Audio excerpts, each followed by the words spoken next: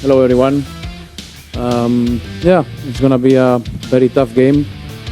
It's a very important game for Indonesia, for us. We know that it's gonna be a war out there.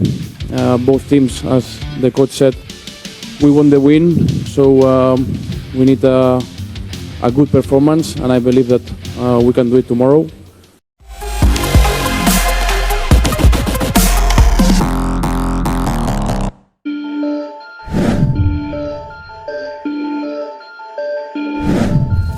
Timnas Indonesia telah bertransformasi statistik saat melawan Irak di Piala Asia 2023 dan kualifikasi Piala Dunia 2026 bisa jadi bukti nyata.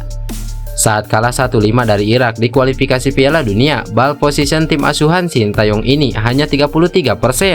Jumlah umpan yang dilepaskan sebanyak 265 dengan jumlah akurat mencapai 196.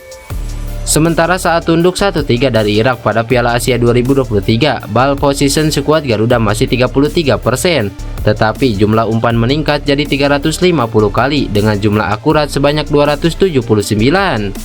Ini bisa jadi semacam indikasi bahwa Indonesia akan tampil berbeda saat melawan Vietnam pada Jumat besok.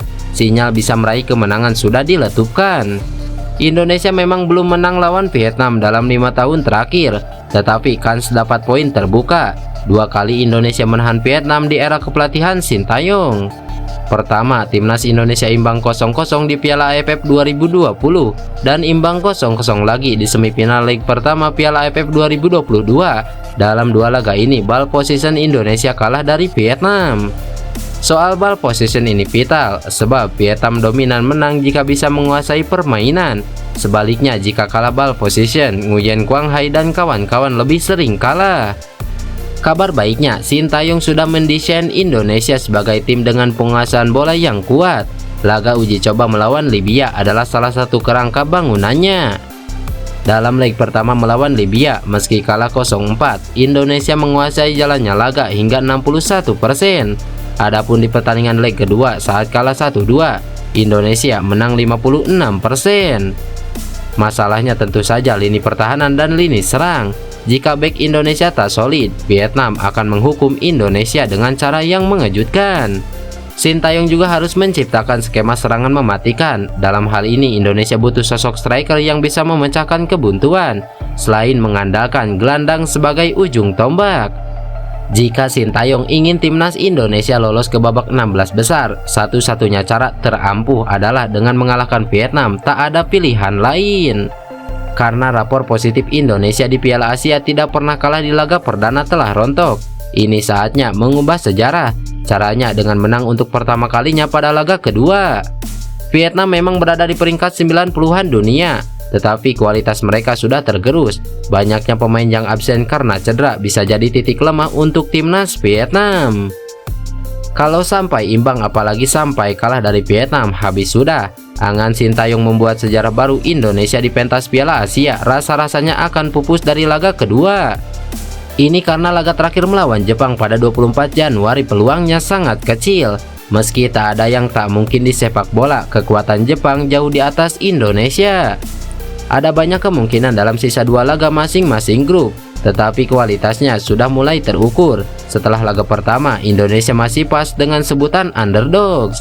Artinya peluang Indonesia lolos tergantung daya juang pemain saat melawan Vietnam.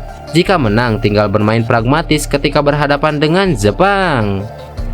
Pelatih timnas Indonesia Sintayong menyatakan bahwa pertandingan melawan Vietnam akan menjadi penentu nasib skuad asuhannya untuk terus melaju ke babak 16 besar Piala Asia. Pada pertandingan pertama kami sama-sama kalah, jadi laga besok akan bernilai penting dan kami harus menang untuk bisa lolos ke babak selanjutnya, ungkap Sintayong. Sintayong menilai bahwa pertemuan timnya dengan kesebelasan asuhan Philipp Trosser itu akan berlangsung sangat sengit. Kedua tim juga sudah berulang kali bertemu dalam sejumlah turnamen, sehingga sudah saling memahami karakter permainan lawan masing-masing. Sintayong juga melihat ekosistem sepak bola di Asia Tenggara sedang berkembang. Oleh karenanya baik Indonesia dan Vietnam pun dipastikan akan bermain ngotot demi mengunci kemenangan perdana di ajang tersebut.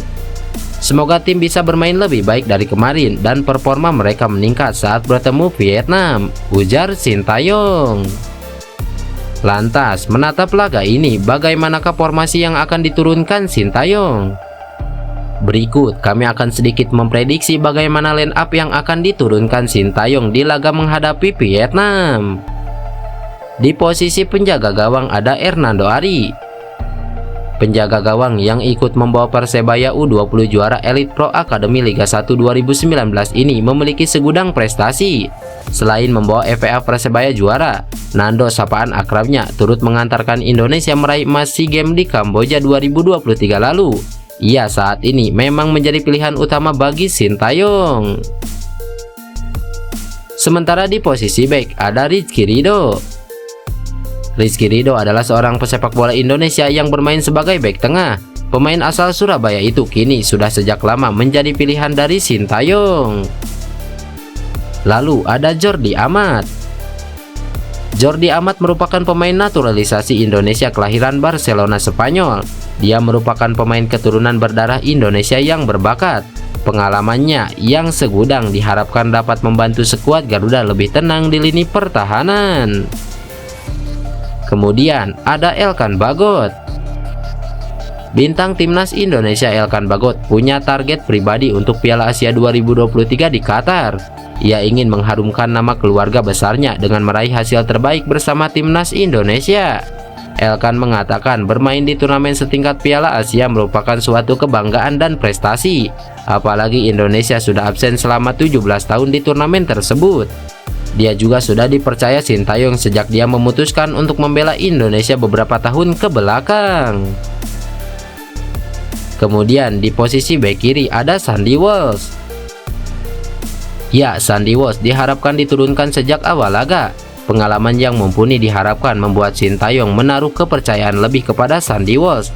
Apalagi pesaingnya Asnawi Mangku Alam tampil kurang optimal di laga perdana kontra Irak. Lalu ada Shane Patinama. Tekad besar untuk membawa skuad Garuda ke babak 16 besar diusung Shane Patinama. Tak diturunkannya di laga melawan Irak, Shane Patinama mengaku sudah siap bertarung di laga menghadapi Vietnam ini. Kemudian untuk lini tengah ada Ipar Jenner dan Justin Hubner. Ya, duo ex timnas U20 ini mungkin opsi yang paling tepat diturunkan oleh pelatih timnas Indonesia Sintayong. Meskipun mereka masih muda, namun ketenangannya diharapkan jadi pembeda di laga kali ini. Lalu untuk trio lini depan ada Marcelino Ferdinand, Ramadan Sananta, dan Yakob Sayuri. Ya, ketiganya merupakan pemain yang militan dan sering diandalkan Sintayong di lini depan timnas Indonesia, kecuali Ramadan Sananta. Menurutnya performa Rafael Struyck di laga perdana diharapkan Sintayong bisa memberi kepercayaan kepada Sananta untuk diturunkan di awal laga. Mengingat Sananta merupakan pemain muda berpengalaman, bahkan bisa dikatakan sangat berpengalaman ketika menghadapi timnas Vietnam. Lantas, akankah dengan formasi seperti ini timnas Indonesia bisa membungkam Vietnam? Kita tunggu saja.